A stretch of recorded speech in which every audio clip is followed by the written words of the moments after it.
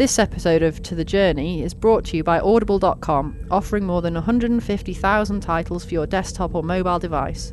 To get a free audiobook of your choice, visit audibletrial.com/trekfm. And also by Enterprise in Space. Find out how you can help science and education and become a virtual crew member aboard the NSS Enterprise Orbiter. Visit enterpriseinspace.org for more details. Hi, this is Garrett Wong. I played Ensign Harry Kim on Voyager, and you're listening to Trek FM. I think it's safe to say that no one on this crew has been more obsessed with getting home than I have. But when I think about everything we've been through together,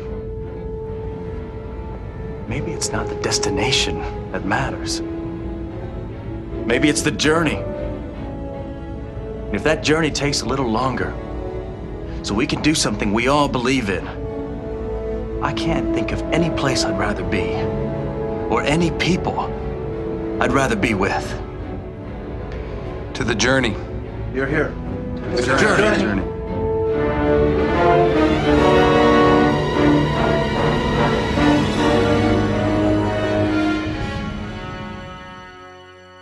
Hi everyone at home and welcome. This is To The Journey. I'm your co-host, Kay Shaw, and with me as always are... Zachary Fruling and... Suzanne Williamson. So, how are you both doing? I'm doing great today. I'm looking forward to our Ask Me Anything episode. We always want to make sure that you listeners out there are getting the kind of content here on Trek FM you want to listen to and that we're talking about the topics you are most interested in. I'm doing good. Let's get to these questions. Okay, well let's crack straight on then because we've got loads of questions here. The first question that we were sent in was from Chris Aggie. Hope I'm saying that right. And Chris has asked, what is your favourite Voyager episode and why? Who wants to go first? I guess I will. Okay. My favorite Voyager episode would have to be Year of Hell. I can't explain why. It's just I love that episode. Year of Hell's actually my favourite episode as well. I still remember the first time that I watched that episode and how pretty much about 2/3 of the way through the first part, I was just sitting on the edge of my sofa, heart in my mouth. I can't actually believe what I'm watching, and yeah, it's just really, really impactful. There's even lovely little JC nuggets here and there. Yeah, there are. The watch. That and Give Catherine My Best. Oh, Yeah. Oh, when he says that. There's nothing not to love about Year of Hell, Yeah. for sure. I agree with that. There's so much in here, it's almost difficult to talk about it because we'll talk about it for a whole episode. Yeah. So I'm trying not to say too much, but just the impact of that episode stayed with me for a long time. So Year of Hell is both of your favorite episodes Yeah. then? Yes. Okay, so yeah, I went a totally different direction. For me, my favorite episode is actually Timeless. And it's hard to say that because it's not the most ensemble cast episode, right? It's really a Harry, Kim, and Chakotay focused episode. But it's an episode I go back to again and again and again. I just love that Harry Kim, ensign, the perpetual ensign, ends up saving the day years later in that episode. I love it. So Timeless is my favorite. I just keep going back to it. If I were I think one of our later questions is if you had to show one episode of Voyager to pick to show someone new who hasn't seen Voyager before, I would pick Timeless. I watch it again and again and again. I've used it to introduce people to Voyager, and it always works. Yeah, I really love Timeless as well. It's probably in my top 10. Timeless is a good one. It gives us Salt and Pepper Chakotay back, which is always a plus. And is he wearing leather in that one? I can't remember. What futuristic clothes Oh gosh, is he wearing? now I'm trying to remember. I don't know that he's I wearing think he's leather. wearing like a sort of bomber jacket type thing, isn't he?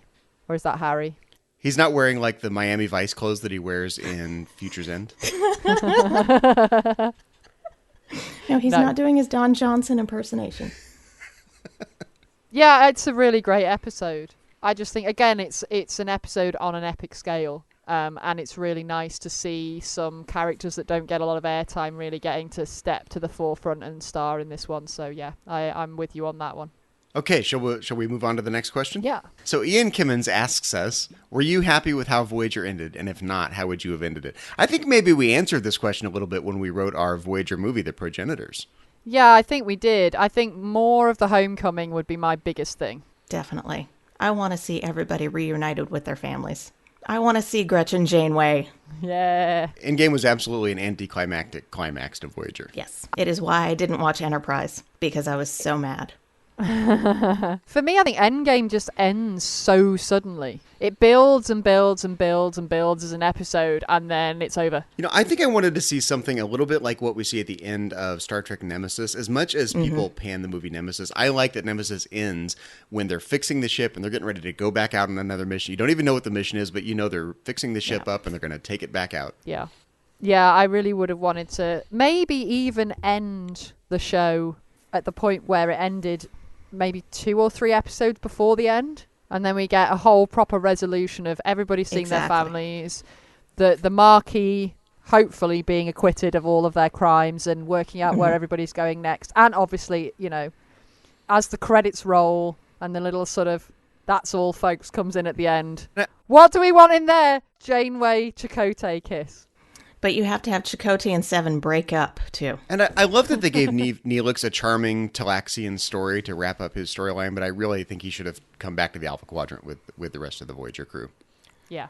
He should have. He should have been there at the very end. And so should have Joe Carey. To kill him, like, right near the finish line, that was just messed up. And Lindsay Ballard. Who else could we bring along to the end? Like, let's take Lindsay Ballard back. Well, none of the original crew. Well, Kess as well, obviously. We could get Kess. I don't want to be horribly morbid. Kess is probably dead by this point. Well, how long do they live? Like 9 years? Oh, she'd have had a couple of years left. And if she's not dead already, Voyager's not getting back in one piece, right? You can't get Kess anywhere near the warp that's core. true. She doesn't mix well with warp cores. Okay, so Hester Starling asked, if you had to rank various series in terms of progressiveness and equality, where would you sit Voyager? Okay, so Hester's a friend of mine. She's somebody that I've known for quite a few years. So, if you look up any of our destination pictures from when we went to the con last year, there's some pictures of us on there rocking it out on the bridge. And I do vividly remember a less than sober Q&A session we had on Facebook Messenger a couple of weeks ago with Hester.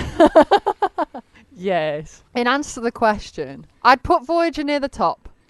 I'm not sure whether I'd put it at the top. I might put it joint at the top with Deep Space Nine, because I feel like Deep Space Nine does a really great job of showing us 2 really different female characters that are both really strong, really independent, really well constructed in their own right, and yet they're just so different from each other. And I just feel like the way that they are played out in the show is really brilliant. So I rank DS9 really high on that. Voyager, obviously, I think it goes without saying. You know, we've got a female captain, we've got female engineer, and they're often teching the tech. Later on as well, we get Seven, who also, you know, she's very competent, she's very able. So I think they're the 2 that I would put up at the top. I'm not going to talk too much about the others because it's a bit difficult, I think, really, to place the others in order because of the different contexts of the different times in which they were made. Yeah, and I think for me, I think I would give Voyager a solid B+ in this regard. I'm not sure it gets an A- even. It's hard for me, again, at the risk of like mixing To the Journey with my other show, Metatreks, on Star Trek and philosophy. I think it's hard for me not to answer that question in terms of the feminist movement in general. And I think you get a very 1990s view of women in the workplace in Voyager. You know, you do have we've moved beyond, you know, women trying to be male-like in their role. So Captain Janeway, she definitely has a feminine side. She's large and in charge as captain, but I think the writers still put her in a fairly narrow box about what you would expect from a female captain. So now I think they would push the boundaries a bit more. I mean, they'd have a lesbian captain, or they would have a captain who has, you know, some weird quirky hobby that makes her really a radically unique and quirky different individual, right? And I think Janeway is a fairly straight-laced captain, and they didn't take a lot of risks with her from a character development standpoint, I think. Yeah, absolutely. I mean, I don't want to talk too much about how Star Trek in general is quite heteronormative in the way that it portrays everything. I'm hoping we'll see that change a bit with Discovery. I think you can see a progression from, in the original series, women don't get command roles much at all, to what you see in Voyager, Absolutely. to the way gender roles are perceived 20 some odd years after the fact now. I think there's a natural progression there that Voyager it's most of the way there, but it's not the end of that spectrum. No, and I think, well, we've interpreted the question here specifically in terms of male-female equality, but if we want to talk about it more generally in terms of like racial equality, for example, I think Star Trek generally does that pretty well. I don't have any particular issues with the way that Star Trek deals with that, and I'm not sure any one series does that any better than any of the others. I mean, I think the original series, of course, I think gets the nod for being the most progressive in the time period that it was made in. On the other hand, it's a thread and a theme that's carried all the way through Star Trek and hopefully into Star Trek Discovery. But I don't think it's possible to really compare them in that regard. Each show has its own racial inclusiveness element to it that's part of the show. Yeah. Suzanne, do you want to add anything before we go on to the next question? No, you guys covered everything that I was pretty much going to say. So I'll just say ditto. Okay, well, we'll go on to the next question then. Our next question is from Amy Nelson. I wonder who she is. I have no idea. Yeah, someone named Amy who likes to talk about the next generation sometimes. Oh, thanks, Amy. Lovely Amy from over on Earl Grey. Okay, so Amy has asked us, what is your favourite season and why? I'll take this one. For me, it's a little hard to narrow it down. My favorite seasons of Voyager are seasons 4, 5, and 6. I think the writing was more on point. I think you get a higher percentage of really spot-on shows in those seasons. I would say I'd probably eliminate season 4 because as much as I love some of the episodes that introduce Seven of Nine's challenges or her character development, it's really Seven of Nine focused in season 4 and to the detriment of some of the other characters. So I would say probably seasons 5 or 6, and I'd lean a little bit more towards season 5. I think they're really on point in season 5. I would definitely agree. Season 5 is my absolute favorite. Everybody pretty much gets their own little nugget of something to do, and you get more character development from everyone. Well, maybe not Chakotay, but everyone else gets their character developed just that tiny bit more. I think it's just a question of balance. I mean, everyone gets their character development. The show is mature at that point without being long in the tooth, and I think that's when you'd expect it to be on its game. Yeah, I absolutely agree. Season 5 was my pick as well. I mean, if we just have a look here at one little run of episodes that's in season 5 that just is absolutely phenomenal. Starting with episode 6 of season 5, we've got Timeless. My favorite episode, yeah. Followed by Infinite Regress, Nothing Human, 30 Days, Counterpoint, Latent Image, and Bride of Chaotica. I mean, that's a run of episodes. Bride of Chaotica alone would put that season over the top. Yeah. Exactly. Yeah. You can't go wrong with Queen Arachne. Yeah, so that little run of episodes there, I mean, I remember the first time I watched that little run and it just blew me away. Like, I was just like, fab episode after fab episode is just absolutely brilliant. And then also in season 5 we've got Bliss, which I really love. We've got Course Oblivion that we've talked about quite a few times already.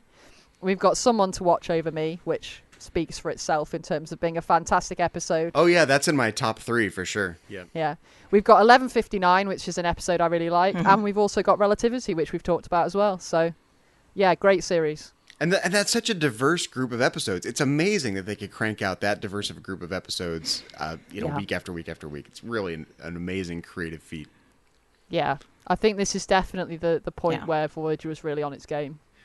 So our next question comes from Cy Rouse, and I hope I'm pronouncing that correctly. But Cy asks us, if you were introducing Voyager to someone who had never seen it, what would be your must-see episodes? And I think I answered this one a bit already. I think Timeless is a good way of introducing someone to Voyager in general. I might pick something like Someone to Watch Over Me or Course Oblivion, something with a really human element to it.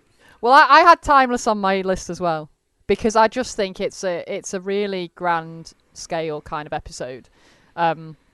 I kind of divided my list into 2 because I thought I had a list of episodes that I'd show someone who hadn't seen Voyager but had seen Star Trek. And the episodes that I put onto that list was Caretaker, because I just think it sets up the premise completely, and you kind of don't really get the rest of the show without seeing it.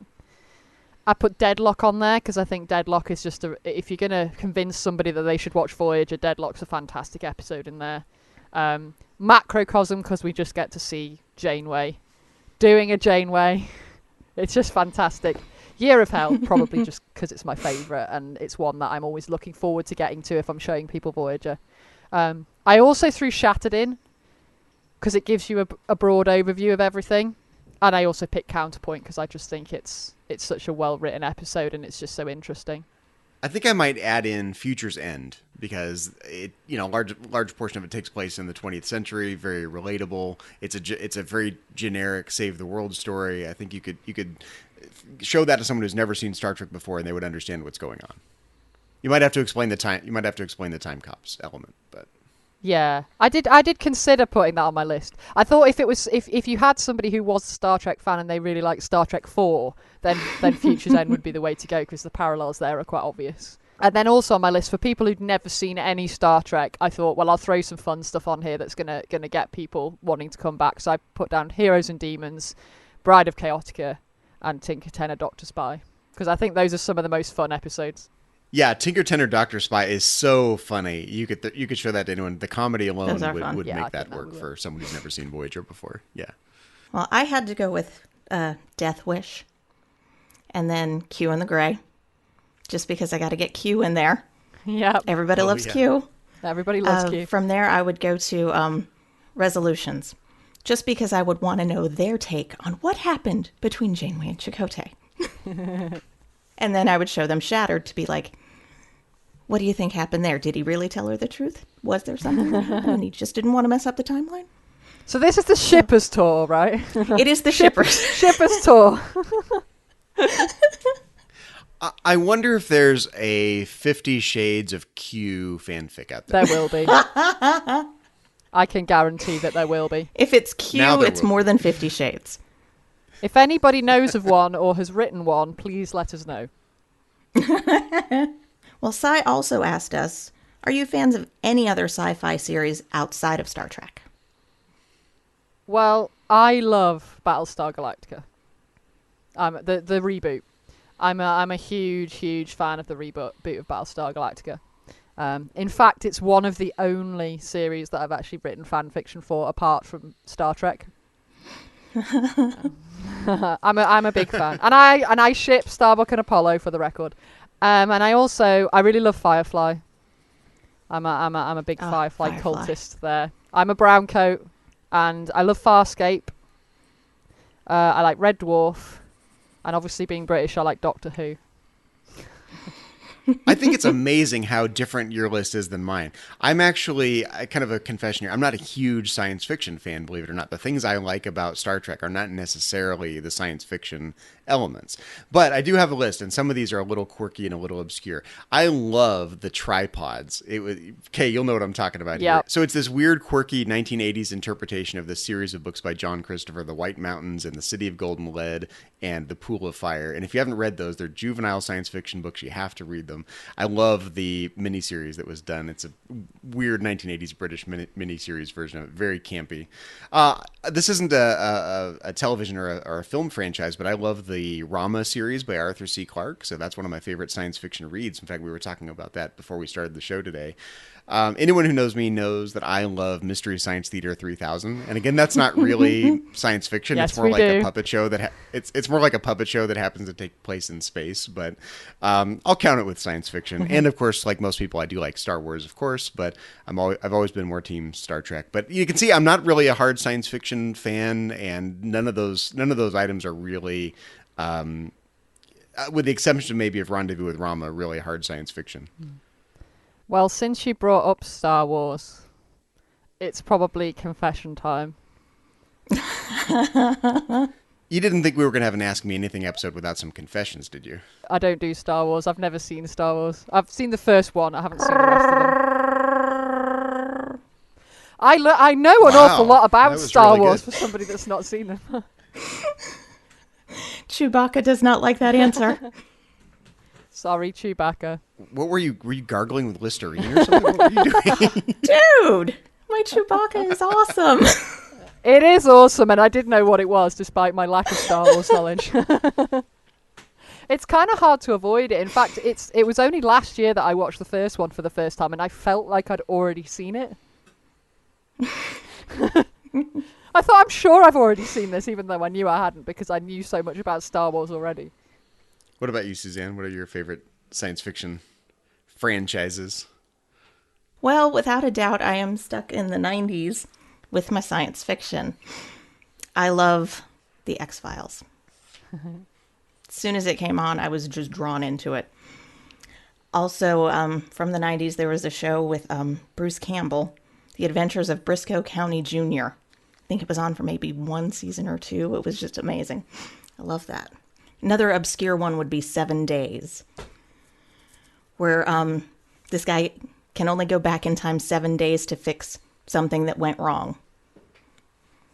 More towards recent science fiction would be Fringe, without a doubt. I loved Fringe. It was so sad to see it go.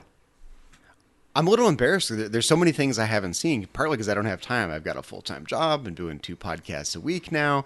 I don't have time to watch TV anymore, so I'm really out of the loop on some of the current science fiction. But I'm so glad you mentioned the 90s, because for me, there's 2 more that I just thought of now that you mentioned your picks from the 90s. I used to love this weird little show called Time Tracks.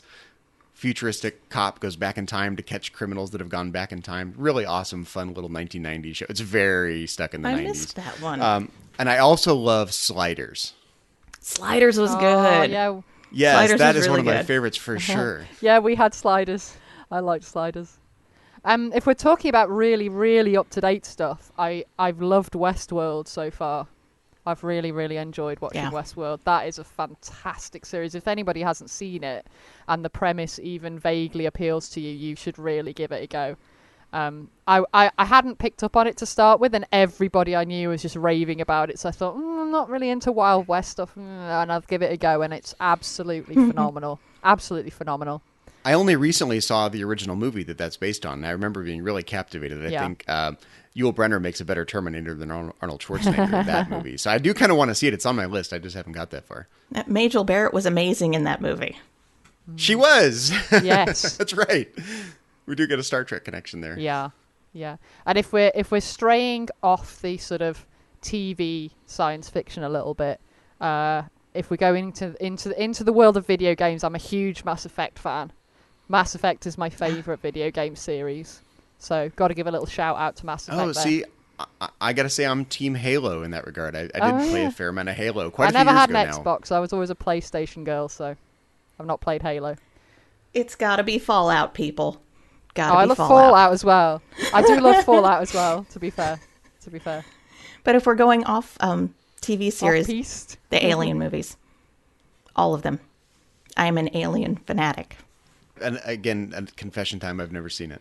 What? Just kick me off the podcast. Ellen right Ripley? now, You have no idea who Ellen Ripley is? Isn't Sigourney Weaver in that one? In Alien?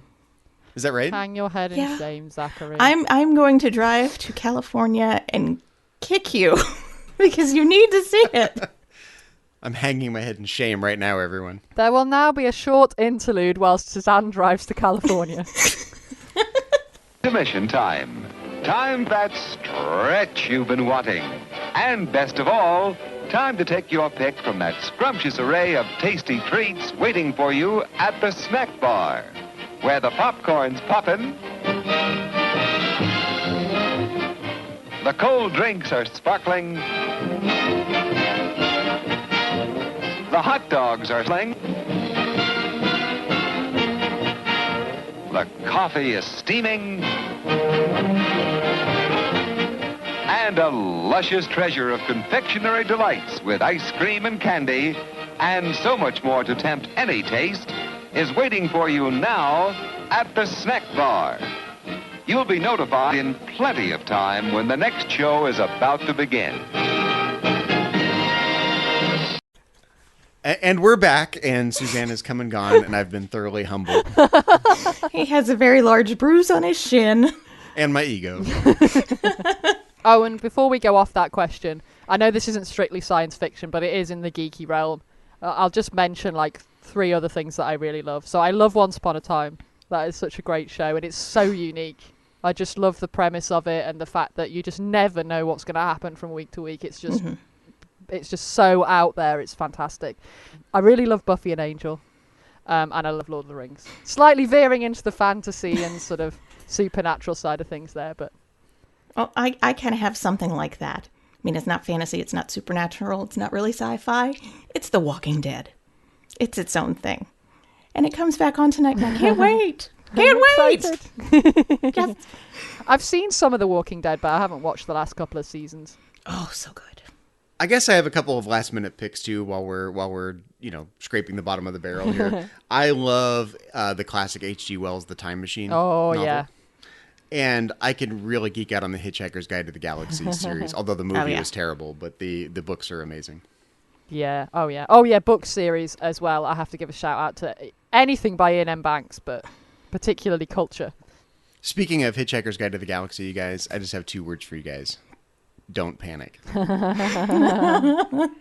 Do you have your towel, Zachary? That is the most I always important have my question. towel. Always. Always have my towel. Good. Glad to hear it. Yeah, and I've got my mug full of Pan-Galactic Gargle Blaster on top of everything. Marvellous.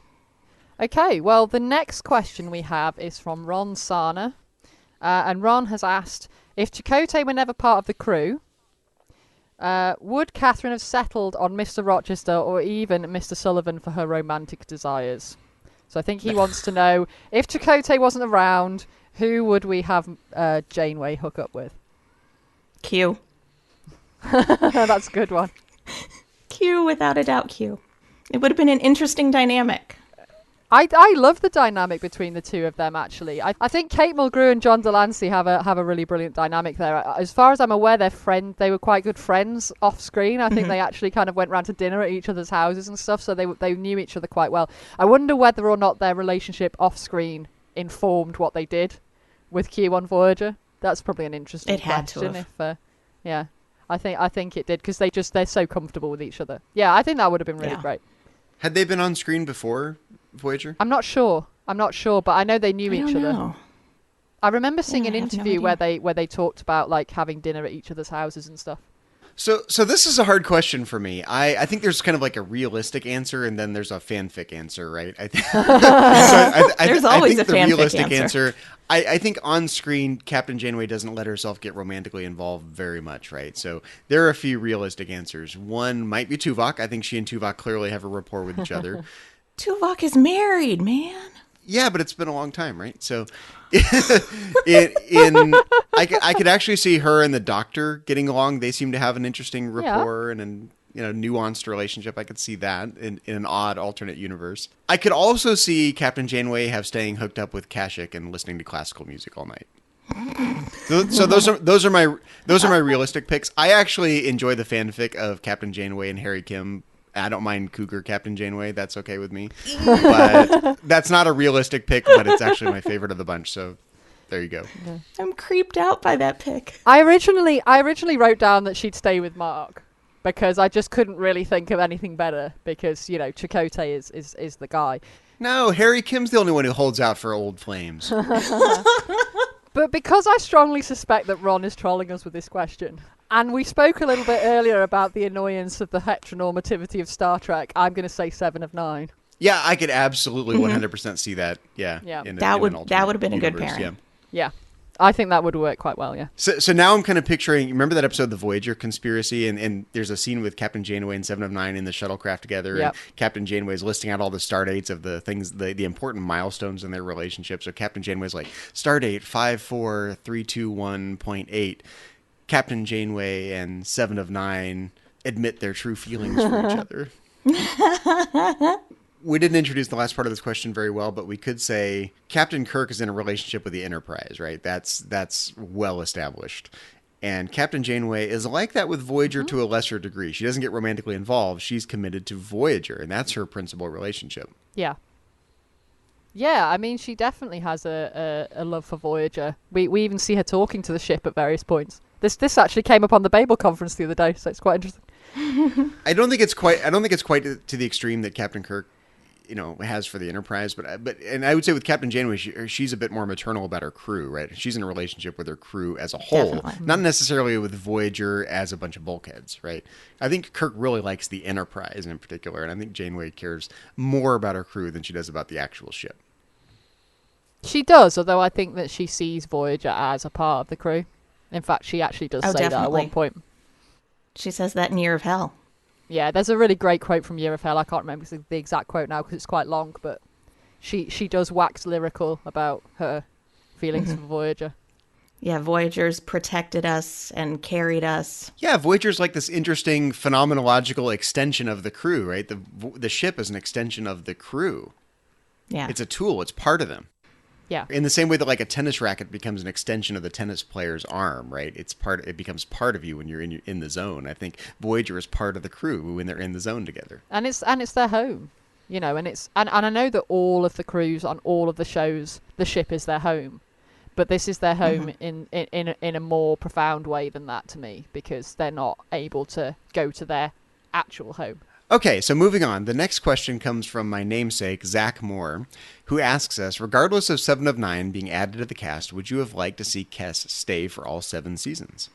Well, I think I answered this when we were doing our movie episode, because I said the one thing I wanted from a movie was 7 of 9 and Kes in the movie. So, yes, I would have loved to have seen Kes stay and have 7 of 9 as well. In fact, I would have really loved to have seen what the dynamic between the two of them was, because I think during 7's recovery process, everything that we'd seen of Kes and how she helped the Doctor and how she'd worked with other members of the crew and counselled other members of the crew over time. Yeah. I feel like she would have been a very strong, confident and sort of support for 7 if she'd been around. Oh, definitely. Kes would have been 7's very first friend.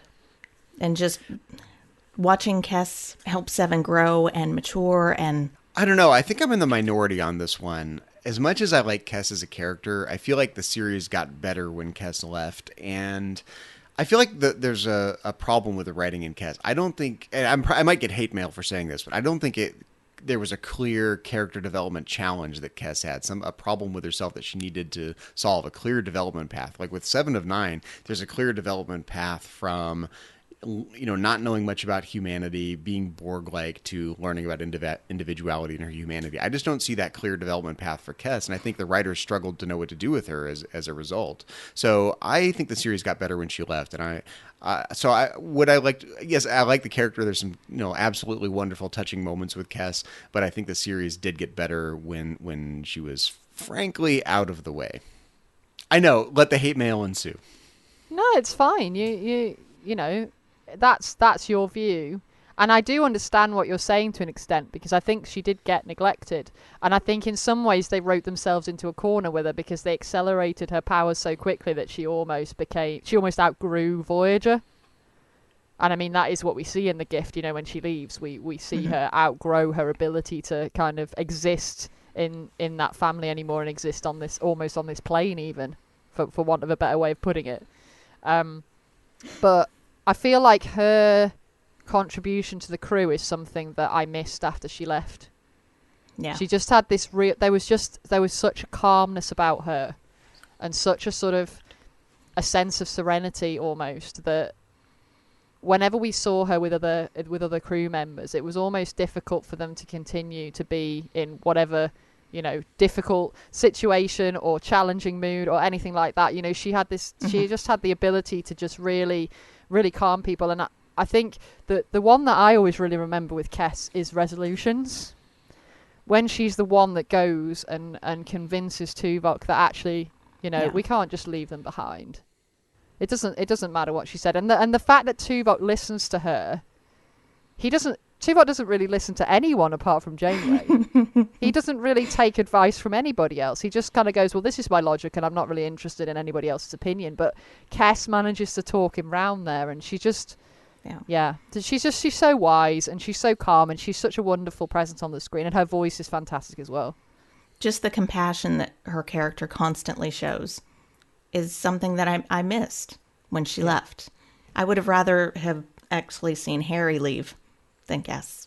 And I guess there is an arc from Kess being a young, innocent being when she's introduced in Caretaker to someone who has enough weight with Tuvok where she can influence command decisions. Yeah. And it happens so quietly as well. She gives people that impression and she gets that respect just through quiet little scenes and this real sort of gentle way that she has of... She can be incredibly persuasive. And yet she does it so gently that people don't even realize they're being persuaded. There's a huge part of what you're saying that I really do agree with. I like Kessa's calming presence. I like the fact that she serves as a therapist / counselor / best friend to the crew. And I like quiet Star Trek. I don't think every Star Trek episode needs to be action oriented. We don't need to have a villain or a battle, and Kess is a great example of quiet Star Trek at its best. Yeah. Introspective quiet Star Trek. Yeah. So Justin Ozer asks, what are your favorite underappreciated Voyager episodes? I'll start this one off. Fairhaven. Boo. I like Fairhaven. Yep. Sorry, guys. Do I have to drive to California again? I know that. See, that reaction right there says that that's the right answer to this question. Are we going to have another interlude? Uh-oh. I'm leaving California now. I'm going to go hide in a nebula. Well, I'm not sure mine is underappreciated, but before and after. I have before and after on my list as well. I don't feel like we hear about it a lot. I don't feel like it comes up a lot in discussions, and yet it's a fantastic episode. There's just so much in there. It's one of my favorites. I'm with you guys on this one. Yeah. Yeah. Again, nice bit of Kess there. Mm-hmm. Well, I had a few on my list. The first one I put down was Coda, which we've already talked about loads. I think Coda's massively underappreciated. We've already gone into that in depth, so I won't talk about it anymore. The Cloud. Love the Cloud. There's coffee in that nebula. There is coffee in that nebula. Just, yeah. There's a lot of great stuff in the Cloud. Great character stuff. I love the scene at the end when we're in Sandrine's Commander your stick. Beautiful. Yes. Take that any way you like. I really like the Thor, which is an episode that everybody tends to hate, but although I don't think that necessarily the execution is the best that we see in any episodes of Star Trek, I actually really love the message here. Oh, definitely. The Thaw was a very good episode, in my opinion. And it has my favourite quote in it from the whole of Star Trek, which is, "Fear only exists for one purpose, to be conquered." And that is just an incredible quote that I just... Yeah. That's one that I carry around with me a lot. Definitely. And Michael McKean's performance as the clown was spot on. Yeah. Yeah, it's an episode that I think... Rewatch it and try to just let the weirdness of it go and just think about what the message is, and I think that's the way to see it. It's definitely one that's stayed around in my head for various reasons. I actually think I have a new answer to this question. We recently talked about Sacred Ground over on Metatrex at your suggestion, Kay. Yep. And that's an episode that really never worked for me. I never enjoyed it, never really understood it. I would skip over it in my rewatches, and I've developed a new appreciation for that episode, having talked about it now on Metatrex. So Sacred Ground is probably my final answer to that question. Yeah. I think I always liked that episode, but I think I love it more now that you guys have kind of unpicked some of the stuff in there that I found confusing, because it's a very... Yeah, there's a lot going on in there. There's an awful lot going in there. I still don't, frankly, enjoy it much as an episode. For some reason, the story doesn't still really work for me, but I think I see the nuances there that I didn't see a couple weeks ago. Yeah.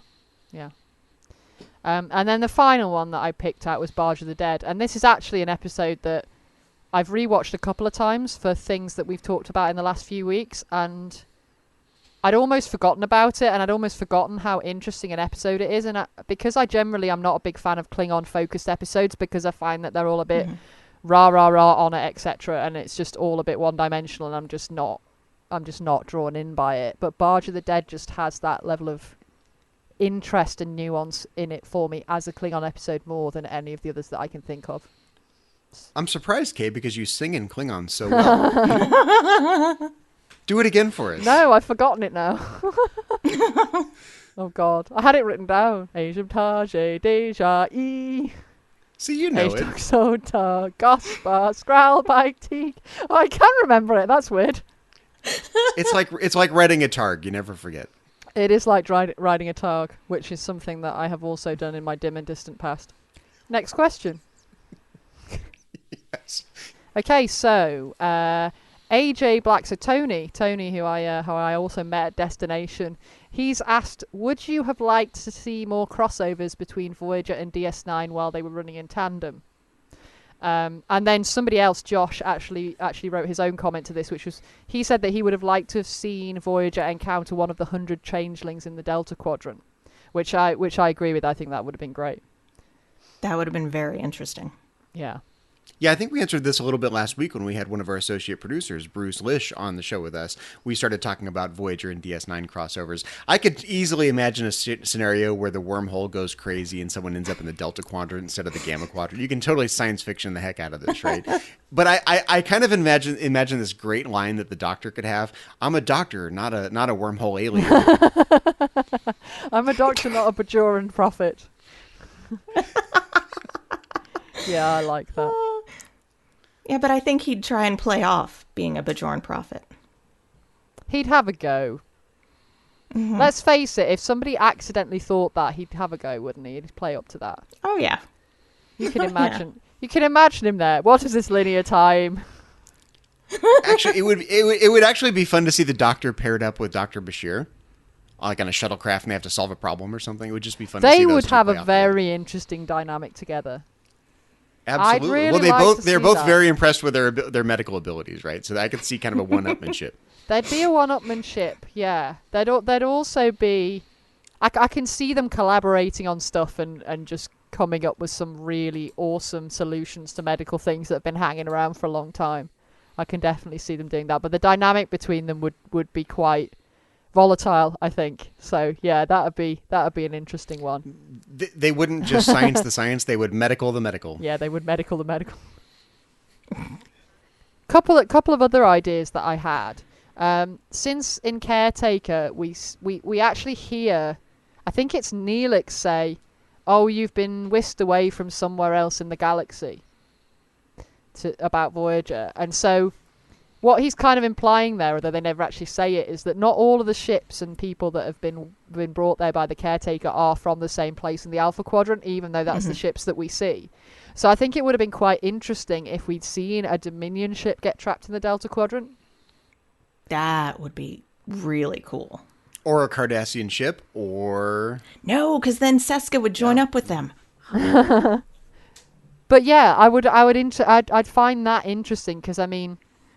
You know, that could happen a similar time to Voyager. So we're just at the start of the Dominion War there. So we've still got the Dominion are kind of, who are these humans, and you know what's going on with the Alpha Quadrant and everything else. So I think we could get some interesting crossover there, definitely. And also, if the Dominion ship had changelings on it, they could cause all kinds of trouble. Because we do actually see Voyager encounter changelings in the books, but I won't go into that too much for anybody that hasn't read them. But Spirit Walk. Yes. Maybe the banjo player was a changeling. Maybe. Who knows? And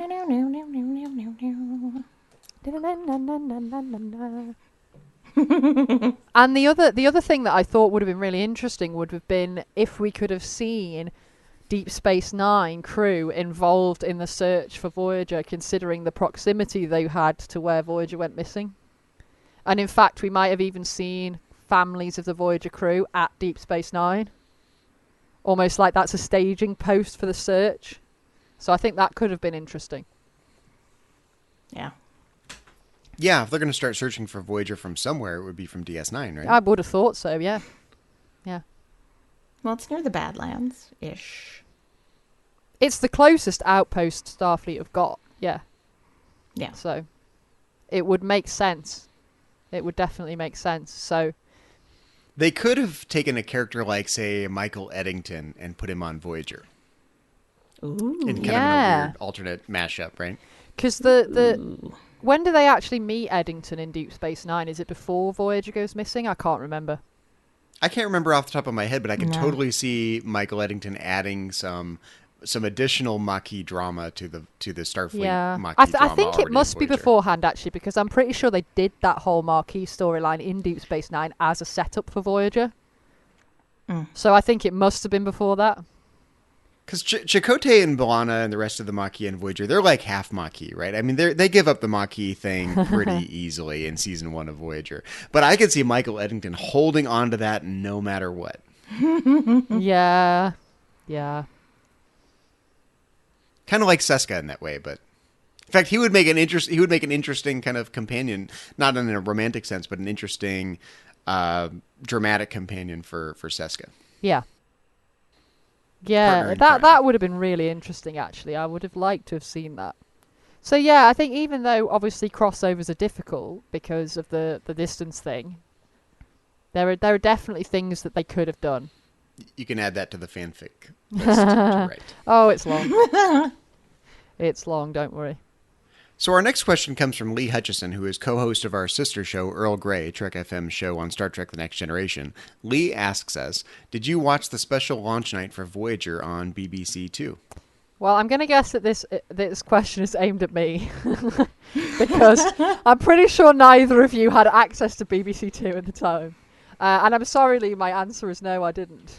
So I'm not sure we can add a lot more to that. No, I'm American. We were watching it on UPN. Yes, there you go. I also watched it on the UPN.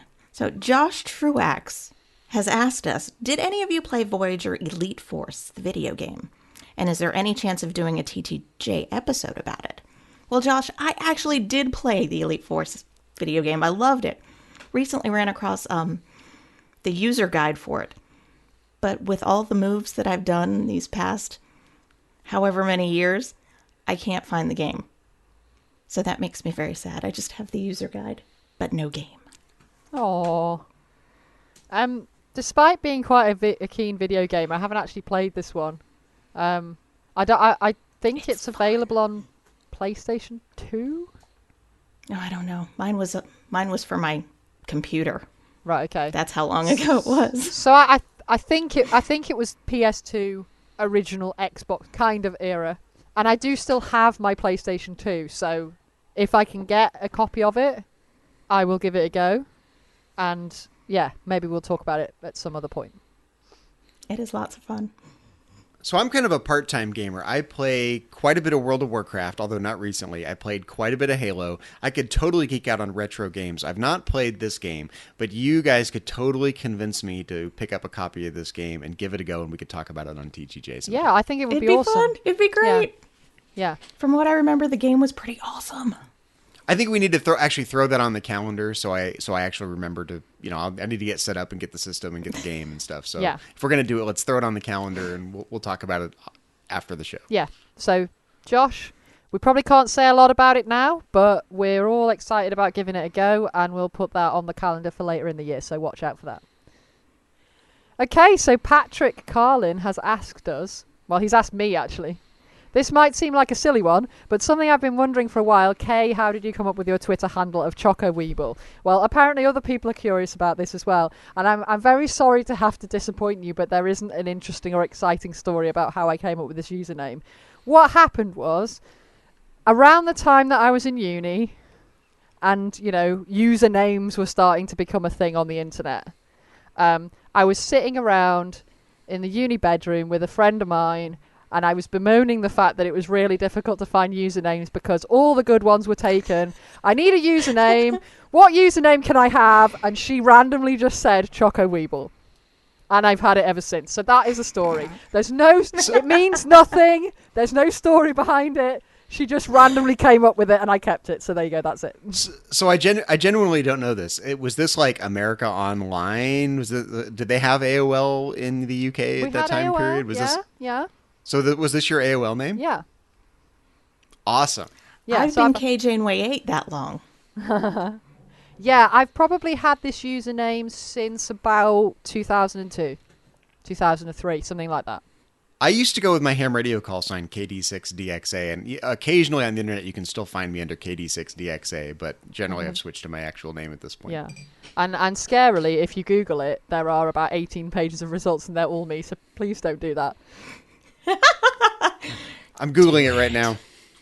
Choco Weeble. If you're looking for my fan you're fiction, right. I very smartly have that under a different username, so you won't find it. You're the Jeffrey Combs of the internet. I am You're the everywhere. Jeffrey Combs Choco of the Weeble. internet. They're all me. I've probably got really, really embarrassing blog articles I've written and stuff on there. Well, see, I don't know whether to be disappointed or relieved that we didn't get more personal questions about us on this Ask Me Anything episode. Relieved. Definitely relieved. I think I'm team relieved, yeah. So Patrick, who is also our diehard TTJ cheerleader and chief enthusiast, also asks us, Yay, what are some of Patrick. your guilty pleasure Trek episodes, either Voyager or otherwise? Oh, guilty pleasures. From TOS would definitely be the Squire of Gothos. I love Trelane. Love him. Yeah, and he is a Q, right? In my brain, he is. Yeah, he is in mine as well. My next gen picks would be, and there's a little bit of a correlation between these two. Don't know if you'll see it right off the bat. The Naked Now and Attached. They both work for my PC shipper heart. Yep. I see where you're going with this. Yep. Yep. So from the original series, I picked Operation Annihilate, which I like to say is the one with the demon pancakes.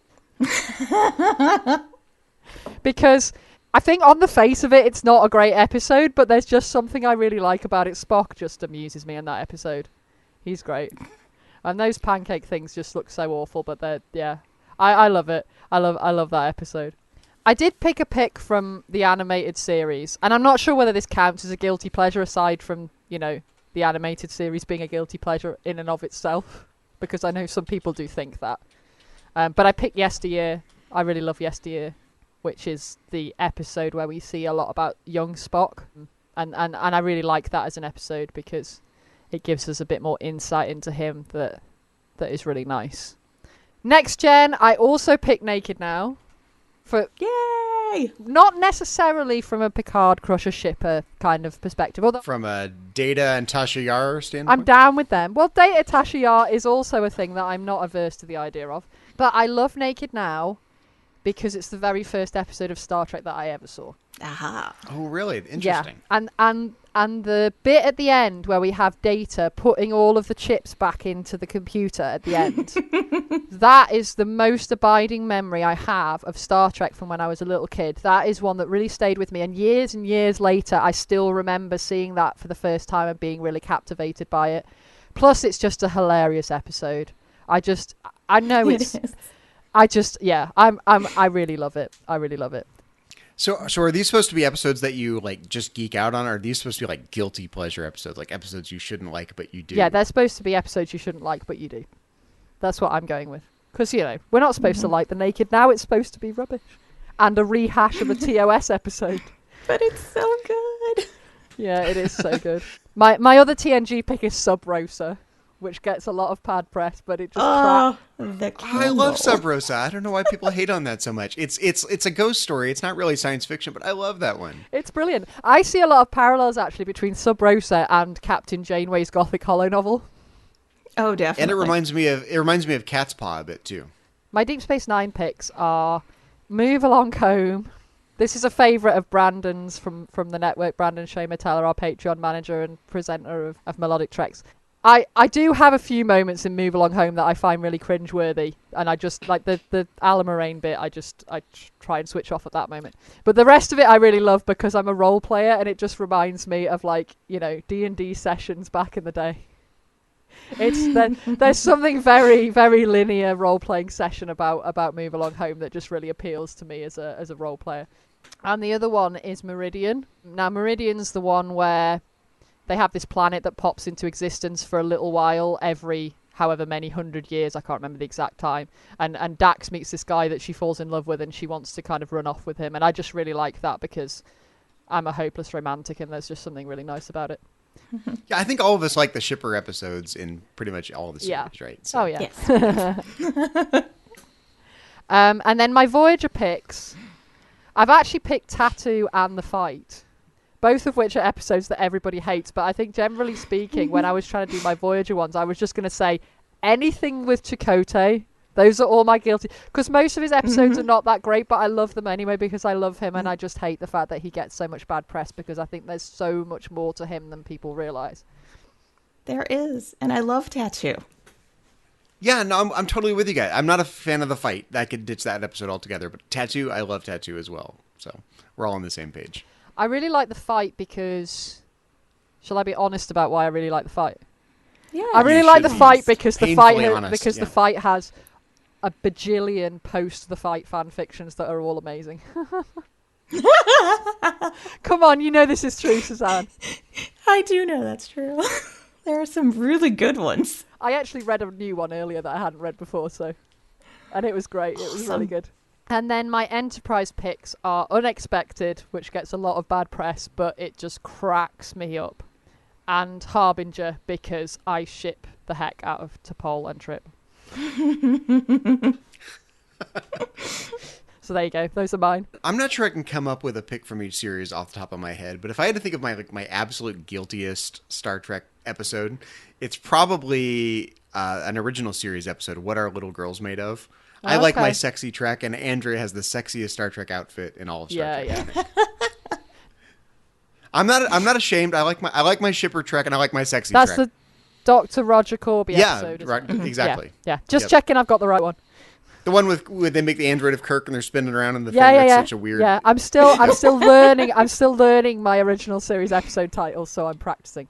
And that's one of the first episodes of Star Trek I ever watched. I think the Yeah. first episode I actually ever really did watch was Arena, but I think that's one of my earliest memories is watching What Are Little Girls Made Of, and maybe Miri too. I remember watching that one early on. From Next Generation, I think one of my guilty pleasures is probably In Theory, the episode where Data gets a girlfriend. Yeah, I do like that Oh, episode. yeah. But it's so sad Yeah. at the end for somebody It is. that's for somebody that can't feel emotion. He's like so melancholy. No, he's like, I'll just delete the subroutines. What are you talking about? Yeah, but there's still this sadness. I know he doesn't feel the sadness, but it's You see feel it. the feels. It's You palpable. feel all the See feels. it. I know what you're saying. Yeah. that episode. I like it, but the end of it just breaks my heart. Well, Jenna feels the feels Yeah. at the end of that episode for sure. Let's see. Can I pick something from Voyager? I think that's a challenge. What's my guilty Voyager episode? I would say Fairhaven. well, I don't. You said you love Fairhaven, and if you don't feel guilty about it, you should. You should feel very guilty. So from Voyager, if I had to pick a Voyager episode, I think my guilty pleasure is probably not. We mentioned Fairhaven earlier, but I think even more guilty than that is Spirit Folk. Yeah. I thoroughly enjoy Spirit Folk, and most people don't, right? So Yeah. That one can just be purged. Is that the episode where we get the quote, though, I have a boyfriend who malfunctions? Yes. Because that is a fabulous quote, despite the fact that I hate the Microsoft thing. That quote is brilliant. That quote is glorious. But you could also use that quote if your boyfriend is Data. That is true. okay, so I guess that leaves a pick from Deep Space Nine and a pick from Enterprise. And for Deep Space Nine, I would have to say that my pick is probably Children of Time. And if you remember, that's the episode where the crew of the Defiant crash lands on a planet and they meet 8,000 of their descendants in an alternate timeline. For some reason, I just find that a particularly charming, sweet, touching episode, regardless of how they solve the problem and get out of the situation at the end. I think the idea of meeting your descendants and getting to know them and getting attached and starting to care about these people you don't know, it's just such a well-crafted science fiction episode. So that's probably been my guilty pleasure on DS9. For Enterprise, I only have 2 words: detox gel. You're saying you love a compilation of all of the decon chamber scenes. Is that what you want? Yes, as one, mashed together as one episode. Mashed together as one episode. I know that they're not the most PC of scenes that we get in Enterprise. That's okay. These are But guilty pleasures, right? personally, These aren't... I find them hysterical. I find it hilarious that they all just run around constantly in their underwear. In the first series and the second series, later on not so much, but to begin with, where they're just constantly running around in their pants. That is the British version of pants, by the way. Well, that's because they fixed the environmental controls after that, and it wasn't so warm on the ship. Yeah. All of the Star Trek series have people running around in their underwear. We get Captain Picard running around in his robe sometimes. yeah, we on get Captain Risa. Janeway in her pink Yes, nightie. We get people running around in their nice. underwear all the time in Star Trek. Let's not kid ourselves. And Star Trek fans like their sexy Trek, and these are guilty pleasures. So there you go. Yeah. But, I don't think in any other series of Star Trek than Enterprise do we see every single one of the cast members in their underwear at some point during the same season. because I actually did a stamp collection back when Brandon and Chris were doing a Ready Room episode quite a while ago. They talked about the new stamp collections that were done for the 50th anniversary, I think in Canada. And they were talking about what they would do as stamp sets. And one of the ones that Chris suggested was the decon scenes, Starfleet Blues. And I actually created a stamp set. Awesome so if you go onto the fridge on the Babel conference, somewhere on that thread is my Starfleet Blues stamp set, which has got a picture of every member of the Enterprise crew in their underwear. I haven't seen that. I don't know how I missed that, but as soon as we're done recording, we're going to go check it out. So there you go. Those are my guilty pleasures. Ruby Elizabeth asked, if you could give each character a theme song, what would it be and why? Well, I love this question. This was actually my favourite question out of all of them. I went to town on this question because whenever I'm writing fan fiction, I always have playlists and stuff that I associate with the stories that I'm writing. So this is constantly something that I'm doing anyway. So I'll start with some general picks because I did a few general picks. So the song that I associate most strongly with Voyager as a whole is the song Lead Us Home by Dana J. If you listen to that song, it could have been written about Voyager. That's all I'm saying. It just absolutely encompasses it. And actually, if you look on YouTube, there's a really brilliant fan video that's been done to that song of Voyager. And yeah, it's fantastic. I'm also going to mention the song Me and My Gang by Rascal Flatts, because when we were doing the chapter titles for the Chakotay and B'Elanna episode that we did a couple of weeks ago, I actually accidentally used a quote from this song as one of the titles. It's a brother and a sister kind of thing. So I thought I had to mention it. I had to mention this one. So those are my general picks. And I'm gonna let everybody else talk for a little bit because I have loads more, but I don't want to monopolise this question because that's in danger of that happening. Well, I only have one for like a character. The other two that I came up with are kind of deal with relationships. Okay. And no, there's not a Janeway Chakotay one, which I know shocks everyone. But I'm astonished. So the one that I came up with for a single character, his song, it's for Chakotay, and it would be 500 Miles by the Proclaimers. To me, that just encompasses the passion that Chakotay gives everything. That's all. I like that. Good pick. Yeah, I can see that. I'm singing it in my head now. I know. I was like, oh yeah, I'm gonna sing that song. 100 miles and I would walk 500. So like Suzanne, I only have one pick here, and it's for Tuvok. And my pick for Tuvok is The Logical Song by Superdry. Why did I not think of that? That's amazing. That is awesome. That is brilliant. I love what you did there. Now every time you see Tuvok on screen, you're going to go, logical, logical. So I also had a pick for Tuvok. This one's a bit out there, so you've kind of got to see what I'm saying. But I actually picked for Tuvok No Day But Today, which is a song from Rent. And the reason that I picked that was because I feel like Tuvok just kind of accepts the situation instantly.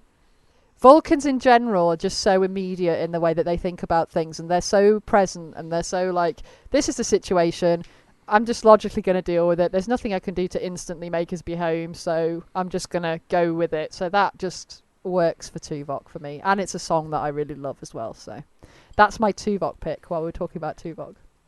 Well, my next one would be for B'Elanna and Tom. It would be Opposites Attract by Paula Abdul. Yes. That's a good one. I like it. That is brilliant, yeah. I could see that That working. just sums them up right there. Okay, so Tom and B'Elanna then. For B'Elanna, I picked Fight Song by Rachel Platten, which I think it just really works for her. If you haven't heard it, listen to it, and it really works for B'Elanna, her whole outlook and like her situation, how she feels about coming to Voyager and these new. She sees it as a fresh start. That's how I see it for her. She sees this as a fresh start after her initial kind of what's going on. And that song works for her. And for Tom, I picked In Her Eyes by Josh Groban. Because That's a nice one. Yeah. Because That's a nice one. I feel like B'Elanna does so much to kind of change him and make him grow as a person, and he grows up a lot as a result of his relationship with her. They both grow as a result of that relationship, and I feel like that's something that really encompasses how I see him. My last pick would be for Tom and Harry's bromance. And it's from the movie Toy Story. You've got a friend in me. Aww. So I don't know about you guys, but when I think of Tom and Harry's bromance, I think of the Bosom Buddies theme song, Billy Joel's "My Life." That's brilliant. Yeah, I like that. They're riding bicycles down the corridor together. Nice. Of course, Tom with his retro enthusiasm, he would have like a banana seat bicycle or something like straight out of the 50s. But since it's bosom buddies, would they then be in drag? Oh yeah, maybe. Only in fan fiction, yeah. Depending what holodeck the story they're going into. Or during Ponfar night at the Playboy Mansion. Anything goes during Ponfar night at the Playboy Mansion. Yes, To bring it back to last week. Yeah. Well, my Harry song was a bit more serious than that. I actually picked a song called Crushed and Created by Tamara Bailey because I feel like initially he's devastated by what's happened, but actually it ends up being the making of him. So that's how I see that song for Harry, if you listen to that one. So the rest of my picks, for Janeway, I picked a song called Sweet Silver Lining by Kate Vogel. This is a lot about, the fact that she's got a lot on her shoulders and she has the weight of everybody relying on her. So that's kind of how I see that one. For Chakotay, I picked Go the Distance from Hercules. I think that one speaks. I think that one speaks for itself. So I'm not going to say too much more about that. Oh yeah. And I will find my hero's welcome waiting in your arms. There we go. I've said it. For the Doctor, I was thinking about what I could pick for the Doctor, and I thought the Doctor needs some kind of really over the top, really kind of, Peter Cetera style power ballad. That's what the Doctor requires. So I chose a song called Hero by Charlotte Perrelli. And it's actually a song that was Sweden's entry in the Eurovision Song Contest a few years back. And you just have to listen to it. It's a way over the top power ballad with just like all the bells and whistles. And that's just the Doctor seeing himself as the emergency command hologram for me. So okay, so you totally just made me think of a pick for Harry Kim. Okay. I can picture Harry Kim playing Somewhere Out There by Linda Ronstadt and James Ingram on his clarinet. Yes. For Libby, of course. Yes. Yeah. Oh, Fievel. That's adorable. Billy Mousewitz. Picture Harry Kim with these little mouse ears playing his clarinet. But now I want him to sing There Are No Cats in America. I've gone. I'm Fievel. I'm away. We waste a secret weapon. Brilliant. So for Cash, I picked Let It Go from Frozen. That one speaks for itself. Nice. For 7, I picked Because of You by Kelly Clarkson. Because I feel like 7 is like really hampered by the Borg and her parents and everybody that's like really let her down in her history. And I feel like she's actually quite tragic, even though she doesn't often show a lot of emotion. So that's that one for 7. That's quite a tearjerker, but there you go. And for Neelix, I picked Tears of a Clown by Smokey Robinson and the Miracles. Because Neelix. There's a lot going on under the surface there for me. But getting back to 7 of 9, don't you think 7 of 9's song would be Perfection by Cher? Well, I toyed with the idea of that. But I tried to be a bit more... I was serious about this. I was very serious. I took this... Oh, yeah, your picks are much more well thought out than mine. I took this question very seriously. I am going to sneak one final pick in there because it's not from Voyager, but it is a character one. Because I do have a song that I really strongly associate with a character from another part of Star Trek. So my Kira song is She's Always a Woman by Billy Joel. I love that song. And it works so perfectly for Kira. I usually karaoke that song. And I don't often get to talk about how much I love Kira on this podcast, so I'm going to take a little No, moment I don't there. think I've ever heard you say that before. No, we normally have to cut all This that out. is news to me. We normally have to cut out me talking about how much I love Kira because we're supposed to be talking about Voyager, but I can get away with it this week. I love Kira, in case you hadn't already guessed that. And I'm done. So our final question is from Shoab Mirza. I hope I'm saying that correctly. And he says, Tuvok is my favourite character, as Tim Russ is brilliant in my eyes, especially in those Tuvok unhinged scenes and episodes. And asks, what are each of your favourite Tuvok unhinged scenes, episodes, and why?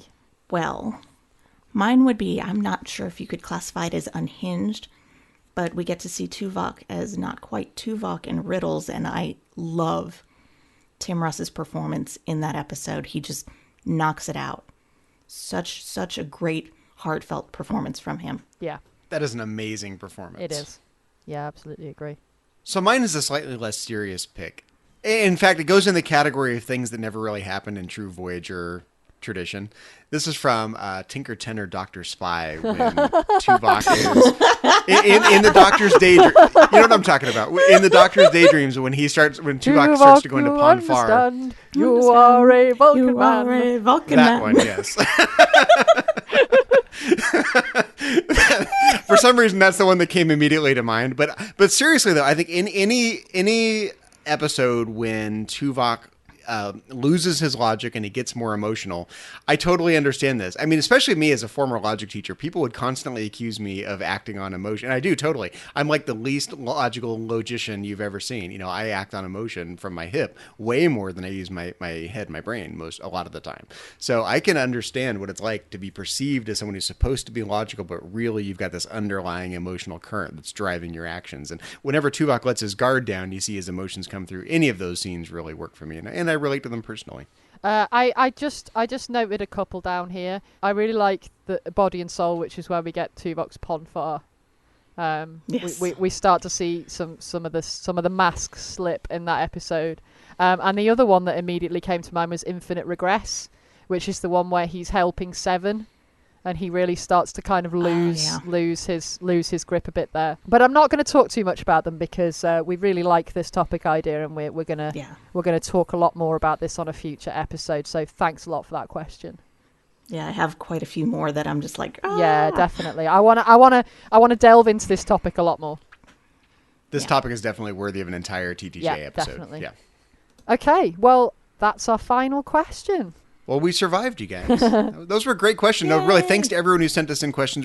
Sometime down the road, we're going to do another Ask Me Anything episode of TTJ. 25 or 50 episodes down the road. So, have your second round of questions prepared, everyone. This was a lot of fun. I really enjoyed seeing the questions that everyone had for us. Yeah, I've really enjoyed doing this. It's been Definitely. a lot of fun. Thank you, everyone. So it's been really great answering all of your questions this week. But that's not the only thing we've been talking about on Trek FM. So here's a quick look at some of the other things you may have missed elsewhere on the network. Previously on Trek.fm, Standard Orbit. Was the BBC wrong in doing this? Not under the auspices that this is a kid's show and showing it during, when kids would be watching. Because if you think about it, there's 75 other episodes that they did show, some with some minor editing, which I think would have been appropriate. The 602 Club. Going back to the Gotham thing really quickly, I know this is semi-derailing. Why would you want to move to Gotham? I mean, he has to have been there. It's like the picture that he has on his wall is this beautiful, shining, daytime view, if I'm not mistaken, of Gotham, which I don't think we ever see. It was like, I'm not really sure. Charm City looks quite nice. Literary Treks.